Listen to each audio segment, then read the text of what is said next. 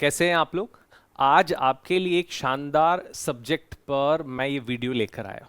दोस्तों, कंफ्यूजन रहता है कि अगर बैंक पीओ ज्वाइन करना है या प्रिपरेशन करनी है तो क्या खास है, क्या बेहतर है, एसबीआई पीओ या आईबीपीएस पीओ। तो भाई देखिए, दोनों बैंक के जॉब हैं और दोनों ही बेहतर है ना। दोनों में बढ़िया सैलरी मिलती है, लेकिन फिर भी अंतर क्या है ना। तो आज एसबीआई पीओ और आईबीपीएस पीओ की सैलरी को जो है वो हम कंपेयर करेंगे। ठीक है, तो आईबीपीएस पीओ और एसबीआई पीओ की सैलरी को कंपैरिजन करने के लिए मैं कुछ पैरामीटर्स आपके सामने लेकर आया हूं, इसे एक एक करके समझेंगे। दोस्तों, सबसे पहले तो बात करें तो हमें जो बेसिक पे मिलता है, मतलब कि जो मूल वेतन होता है वो कितना होता है। तो मूल वेतन जो है वो एसबीआई पीओ में हमें मिलता है 56,480। लेकिन आपको बता दूं कि ये आईबीपीएस पीओ जो लगभग 48,000 के आसपास जिसका बेसिक होता है ना, उससे 4 इंक्रीमेंट एडवांस मिलते हैं। मतलब इसका भी लगभग 48 ही बेसिक पे होता है, लेकिन इसमें जो है वो 4 जो इंक्रीमेंट हैं वो एडवांस मिल जाते हैं। 4 एडवांस इंक्रीमेंट, ठीक है, 4 एडवांस इंक्रीमेंट मिलते हैं। इसी वजह से इसका बेसिक पे जो है वो पहले साल से ही बड़ा होता है। एसबीआई पीओ का कितना, 56,400। और एक्चुअल में हमारा वेतन तो यही होता है 56,480, है ना। एसबीआई पीओ की बात कर रहा हूं, लेकिन इस मूल वेतन का जो है और बाकी सारे अलाउंसेस भी हमें मिलते हैं। जैसे कि सब बड़ी बात जो है सबसे जो वो है डियरनेस अलाउंस, महंगाई भत्ता सरकार हमें देती है। जितना हमारा मूल वेतन है उसका 22.5%, 22.5% अलाउंस हमें मिलता है और 12,700 रुपए जो है ये करीब बनता है। ये महंगाई भत्ता है जो इसलिए मिलता है कि बढ़ती हुई महंगाई से हम कदम से कदम मिलाकर अपना परिवार चला पाएं, अपनी जरूरतें पूरी कर पाएं। इसके अलावा कुछ स्पेशल अलाउंसेस होते हैं, है ना। अब वो स्पेशल अलाउंस क्या होते हैं उन पर भी अभी थोड़ी देर बाद बात करेंगे, लेकिन ध्यान रखें ये आपकी बेसिक सैलरी का जो है लगभग 16-16.5% होता है, जिनका अमाउंट कुछ बैठता है 9,260, है ना। तो अब देखो 56,000 प्लस 12,700 प्लस 9,260। इसके अलावा अब ये जो स्पेशल अलाउंस हमें मिल रहे हैं ना, इस पर भी महंगाई भत्ता, देखो बेसिक सैलरी पर महंगाई भत्ता मिल गया 12,700 रुपए, है ना, जो कि 22.5% है। ऐसी स्पेशल अलाउंसेस जो हमें मिलते हैं उस पर भी 22.5% हमें जो है वो क्या मिलता है, हमें महंगाई भत्ता मिलता है ना। तो वो कितना हो गया, 2,080 रुपए। फिर इसके बाद लर्निंग अलाउंस की अगर हम बात करें तो लर्निंग अलाउंस मतलब ये हम सीखने के लिए, पढ़ने के लिए कोई कोर्स वगैरह कर रहे हैं, है ना, कोई बुक्स वगैरह ले रहे हैं, है ना, तो उसके लिए 1,500 रुपए मिलते हैं, जो कि बेसिक सैलरी का लगभग 2.66% होता है। उसके अलावा ये जो है हाउस रेंट अलाउंस, अब ये हाउस रेंट अलाउंस जो है वो दो तरह से मिलता है, या तो एचआरए मिलता है या तो लीज मिलती है ना। अगर एचआरए मिलता है तो वो 10% मिलता है बेसिक सैलरी का, है ना। एचआरए कितना मिलता है, बेसिक सैलरी का 10% मिलता है। और अगर लीज मिलती है तो वो आपको जो है बेसिकली 10,000 से 25,000 के आसपास मिलती है। अब अंतर क्या है, तो अंतर यही खास मजा है स्टेट बैंक ऑफ इंडिया में पीओ जो है के रूप में ज्वाइन करने का। यही एक फायदा है कि एसबीआई में आजकल ज्यादातर जो है अच्छे शहरों में या नॉर्मल शहरों में भी लीज का जो है बेसिकली वो कह सकते हैं कॉन्सेप्ट आ गया है, जिसमें आप 25,000 रुपए तक का महंगा घर, है ना, और कई कई शहरों में तो ये 35,000 भी है। अगर मैं इसको 35 कर दूं बड़े शहरों के हिसाब से, तो 10,000 से लेके 35,000 रुपए तक का इसमें लीज भी मिल जाता है। आप जो है अगर जैसे मुंबई में रह रहे हो तो वहां पर आपको 35,000 रुपए तक का घर किराए पर अगर आप लेते हो तो बैंक उसका भुगतान करेगा, वो लीज कहलाती है ना। इसीलिए जो है वो एसबीआई का जो कह सकते हैं कि टोटल सीटीसी बनता है, मतलब कॉस्ट टू कंपनी, मतलब जो कंपनी टोटल आपको भुगतान कर रही है, तो आपका टोटल वेतन और प्लस साथ में जो है ये भी अगर आप जोड़ लो तो ये साल का 4-4.5 लाख रुपए बैठता है, वो भी इसमें जुड़ जाता है। तो अच्छा खासा पैकेज जो है वो एसबीआई का समझ में आता है, ठीक है। लेकिन अगर एचआरए मिल रहा है किसी छोटे शहर में या अभी भी जो है वो आपको एचआरए मिलता है तो वो फिर बेसिक का 10% मिलता है, ज्यादातर आजकल लीज ही मिल रही, ठीक है। फिर इसके बाद सीसीए, सिटी कंपनसेटरी अलाउंस, आप किसी विशेष शहर में रह रहे हैं तो उस शहर की भागदौड़ और महंगाई से, है ना, वो दो चार होने के लिए या कह लें कि लड़ने के लिए या जो है बैलेंस बनाने के लिए आपको बेसिक का 3% जो है वो सिटी कंपनसेटरी अलाउंस मिलता है, सीसीए मिलता है, वो 1694 रुपए मिलता है, ठीक है। और कुछ अदर अलाउंसेज होते हैं वो लगभग 3.5% होते हैं, तो वो 2100 रुपए मिलता है। तो टोटल जो आपकी ग्रॉस सैलरी मतलब सकल, मतलब इसमें से कुछ भी डिडक्ट नहीं हुआ है, ये ग्रॉस सैलरी है, मतलब अभी इसमें कटेगा, अभी इसमें डिडक्ट होगा। तो ग्रॉस सैलरी जो बनती है लगभग 95,000 से 1,05,000 के आसपास एसबीआई पीओ की आपकी सैलरी बनती है ना। अच्छा, अब लेकिन आपके दिमाग में आएगा कि डिडक्शंस जो है वो कैसे होते हैं। तो भैया देखो, डिडक्शन या कटौती है, सबसे पहली बात तो नेशनल पेंशन स्कीम जो है, नेशनल पेंशन सिस्टम टीयर 1 के तहत 10% ऑफ बेसिक प्लस डीए, मतलब ये कि आपका बेसिक प्लस डीए मतलब 56,480 और 12,700, टोटल अपन इसका कर देते हैं तो 60 है ना, और ये 68 और जो है वो 69,100 रुपए के आसपास जो है ये करीब बनता है। तो 69,000 का जो है 10% लगभग आपको वहां पर देखो, ये 69,000 में बता रहा था, उसका 10% 6800 से 7,000 के आसपास आपको ये टैक्स जो है, सॉरी एनपीएस जो है वो कटवाना पड़ेगा। हालांकि इसका फायदा बाद में जाके आपको पेंशन के रूप में मिल जाता है, तो एनपीएस के रूप में डिडक्ट होता है, ये पेंशन के लिए आपका पैसा डिडक्ट होता है, कटता है ना। सीधी सीधी बात, हम कटौती की बात कर रहे हैं। अच्छा, वहीं अगर हम बात करें प्रोफेशनल टैक्स, तो किसी राज्य में शहर में रहकर काम करने और पैसा कमाने के लिए उस राज्य सरकार को आपको जो टैक्स देना होता है वो प्रोफेशनल टैक्स कहलाता है, और ये जो है वो 200 रुपए कटता है। जिस राज्य में आप रह रहे हो, भले ही आप सेंट्रल गवर्नमेंट की जॉब करो, स्टेट गवर्नमेंट की जॉब करो, लेकिन जिस राज्य में रहकर काम कर रहे हो, पैसा कमा रहे हो, तो फिर आपको प्रोफेशनल टैक्स वहां पर उस राज्य सरकार को देना होता है ना। तो ये राज्य को आप देते हो, और ये हाँ 200 रुपए ही है स्टैंडर्ड, लगभग सभी राज्यों में एक जैसा है, कुछ राज्यों में अलग अलग भी है ना, लेकिन इसके आसपास ही होता है, बहुत ज्यादा नहीं। ग्रुप इंश्योरेंस जो है वो 700 रुपए का होता है सभी एम्प्लॉइज का, तो उसका इंश्योरेंस प्रीमियम आपको भरना होता है। स्टाफ वेलफेयर एसोसिएशन है ना, उसका 100 रुपए करीब डिडक्ट होता है ना, कभी कभी 150 200 भी। और इनकम टैक्स, अब क्या होता है कि साल भर में जो भी आपको टैक्स देना होता है, मान लीजिए आपको 80,000 टैक्स देना है, या 50,000 टैक्स देना है, या लाख रुपए टैक्स देना है, या 30,000 टैक्स, जो भी टैक्स आपका देना बनता है, तो अब क्या होता है किसी भी एक महीने में आप टैक्स नहीं चुका सकते। क्या अचानक से आपको पता चला कि भाई आपका टैक्स जो बनता है वो 70,000 रुपए बनता है। अब सैलरी आपकी अगर 1 लाख है और 70,000 टैक्स बनना है, तो किसी एक महीने में अचानक से टैक्स भर पाओगे क्या? नहीं। तो क्या करती है गवर्नमेंट, आपसे थोड़ा थोड़ा हर महीने टैक्स ले लेती है। तो गवर्नमेंट जो थोड़ा थोड़ा टैक्स लेती है उसको टीडीएस बोला जाता है, टैक्स डिडक्टेड एट सोर्स, है ना। तो ये जो है बेसिकली 2 से 6,000 के आसपास ये टैक्स कटता है। क्लियर है? ये कितना कटता है? 2 से 6,000 के आसपास ये टैक्स बेसिकली डिडक्ट होता है, ठीक है। तो अब ये जो है डिडक्शंस होने के बाद जो इन हैंड सैलरी, बात देखो ध्यान से देखो, आपकी जो ग्रॉस सैलरी है वो कितनी थी? 95,000 से 1,05,000, है ना। और अब जो है पैसा कटने के बाद, पैसा कटने के बाद जो है वो मतलब ये कि डिडक्शंस जो है 10 से 14,000 के आपके डिडक्शन हो गए। तो इन हैंड आपके हाथ में एसबीआई पीओ बनने के बाद फ्रेशर के तौर पर 82,000 से 92,000 रुपए आते हैं, है ना। It can vary from city to city, है ना। ये अलग अलग शहरों में ये जो है वो अलग अलग हो सकता है, वेरी कर सकता है। तो 82 से 92,000 रुपए ये इन हैंड सैलरी आपको मिलेगी, जो आपकी ग्रॉस सैलरी का लगभग 86 से 90% होता है।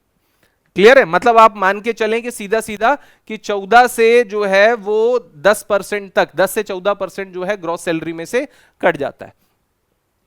अब बात करते हैं आगे, नेक्स्ट जो है वो बात होती है, ये तो स्टेट बैंक ऑफ इंडिया का मैंने आपको सैलरी बता दी कि भैया 82 से 92,000 रुपए मिलते हैं। अब आईबीपीएस पीओ की अगर बात करें, आपने आईबीपीएस पीओ के तौर पर ज्वाइन किया है, तो आपका बेसिक पे जो है वो 48,480 होगा। अच्छा, आपको बता दूं कि एसबीआई का बेसिक पे भी इतना ही है, बस अंतर इतना है कि इसमें जो है वो 4 एडवांस इंक्रीमेंट जुड़ जाते हैं। एडवांस इंक्रीमेंट मतलब हर साल क्या होता है कि 1,500 रुपए या 2,000 रुपए जो है वो एक्स्ट्रा इंक्रीज होते रहते, है ना। तो वो जो हर साल इंक्रीज होते हैं, एसबीआई पीओ में आप जब ज्वाइन करते हो तो इनिशियली 4 एडवांस इंक्रीमेंट आपको मिल जाते हैं। तो वो आपका जो बेसिक पे है वो 48,000 की जगह 56,000 हो जाता है। मतलब लगभग 2,200-2,300 रुपए के 4 इंक्रीमेंट 4 साल के एडवांस में एसबीआई पीओ बनने पर आपको मिलते, जो कि आईबीपीएस पीओ बनने पर नहीं मिलते। तो पहला तो कमी यही हो गई सीधा सीधा कि वहां 56,000 बेसिक होता है ज्वाइन करने पर, यहां पर 48,000 बेसिक होता है। फिर डियरनेस अलाउंस की बात करें, महंगाई भत्ता, तो वही है 22.5% है ना, तो 10,900 होता है। स्पेशल अलाउंसेस वही है ना, 16.4% है, करीब 7,950 बनता है। स्पेशल अलाउंस का अलग से सेगमेंट मैंने रखा है, उसमें आपको बताऊंगा मैं क्या क्या इसमें आता है।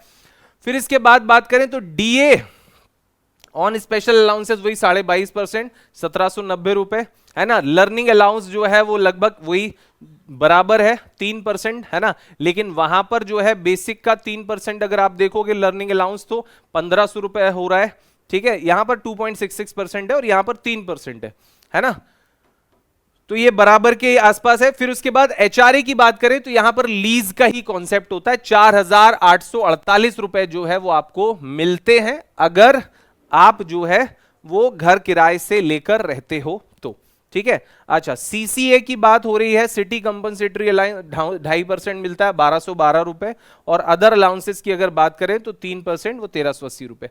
तो 90 से 91,000 रुपए जो है वो आपकी यहां पर ग्रॉस सैलरी है। अब आप देखो एसबीआई की सैलरी क्या है, 95 से 1 लाख, 95 से 1,05,000, 95 से 1,05,000 ग्रॉस सैलरी है। वही आईबीपीएस पीओ की जो ग्रॉस सैलरी है वो कितनी है, तो वो है 90 से 91,000, ठीक है भाई, ध्यान रखेंगे। डिफरेंस है ना, सीधा सीधा आप मान के चलें कि 5 से 10,000 का डिफरेंस यहां पर आ जाता है।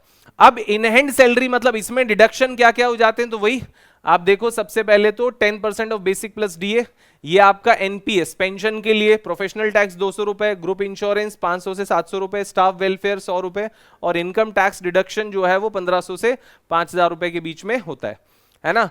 तो टोटल डिडक्शन लगभग 8 से 12,000 रुपए के हो जाते हैं। और ये डिडक्शन होने के बाद ग्रॉस सैलरी में से अगर इसको काटेंगे तो इन हैंड सैलरी कितनी बनती है आपकी, 74,000 रुपए से 77,000 रुपए के बीच में, है ना। It can vary from city to city, मैंने आपको बताया। तो अब अगर आप दोनों को कंपेयर करो कि भाई देखो, इन हैंड सैलरी 82 से 92,000 है किसकी, एसबीआई पीओ की। एसबीआई पीओ की जो है सैलरी है वो 82 से 92,000, 82 से 92,000 है इन हैंड सैलरी, मतलब आपके अकाउंट में इतना पैसा आएगा कट पिटने के बाद, ठीक है। और वहीं आईबीपीएस जो है पीओ ज्वाइन करोगे तो 74 से 77,000 रुपए, है ना। तो आप सीधा सीधा या एवरेज अगर आप निकालो तो यहां पर इसका जो, जैसे मान लीजिए कि इसको आपने जो है वो कर लिया, चलो 75,000 रुपए, है ना, आपने कि भाई 75,000 रुपीज जो है इन हैंड आपको मिलते हैं। और यहां पर अगर आप इसका एवरेज मान के चलो तो आप कह सकते हो कि चलो 86,000 जो है वो, या 87,000 आपको मिलते हैं, है ना। तो यहां पर 75 और यहां पे 87, तो 10 से 12,000 रुपए का डिफरेंस जो है सीधा सीधा जो है वो दोनों में आ जाता है ना। एसबीआई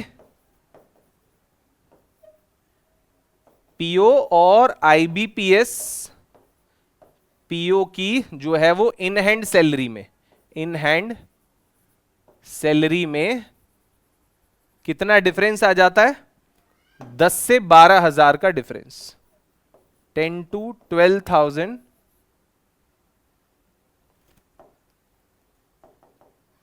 10K to 12K का डिफरेंस आ जाता है, ठीक है। अच्छा, इसके अलावा अगर बात करें, कुछ और भी मैंने यहां पर आपके लिए रखा है जो आपको बहुत एक्साइट करेगा, और क्या क्या चीजें मिलती हैं। जैसे लर्निंग अलाउंस तो वहां पर उसमें लिखा था 1,500 से 2,000 मिलते हैं, आईबीपीएस पीओ में 1,500 मिलता है। मेडिकल बेनिफिट्स 2 से 5,000 रुपए पर मंथ के मिलते हैं, है ना।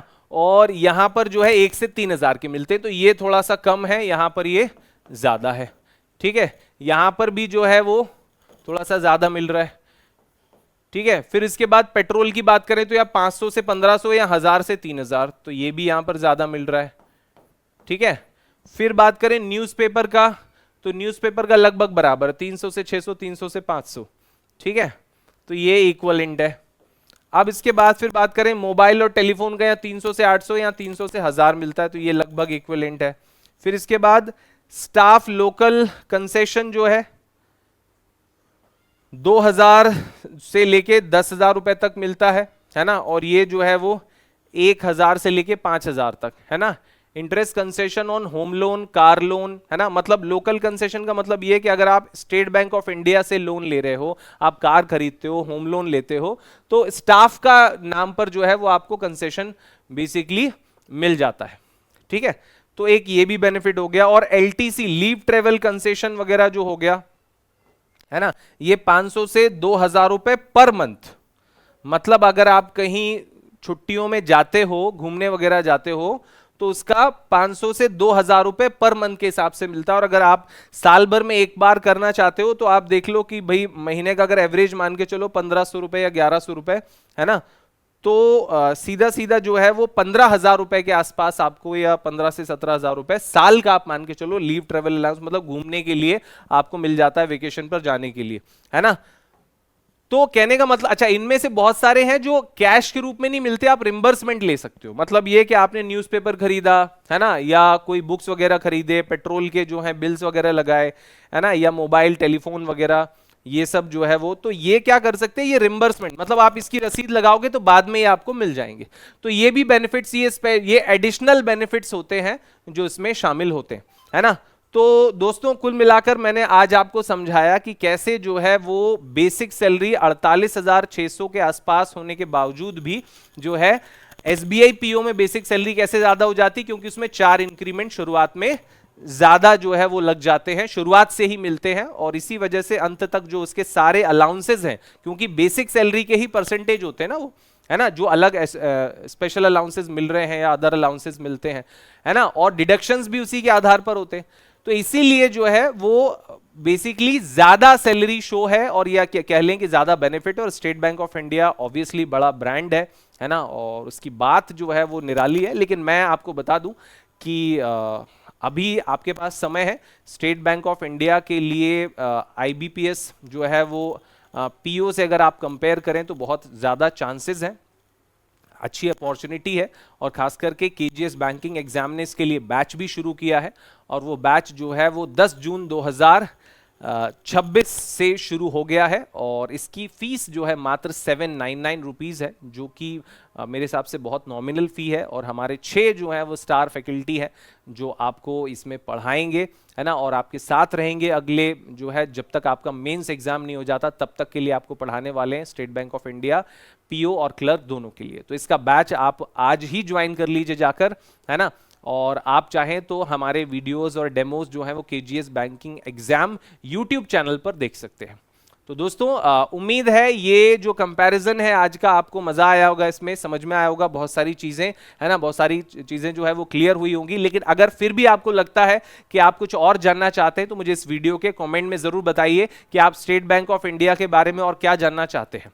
ठीक है, तो मिलते हैं किसी अगले वीडियो में और ज्यादा इंफॉर्मेशन के साथ। आज के लिए फिलहाल इतना ही। थैंक यू एवरीवन, जय हिंद।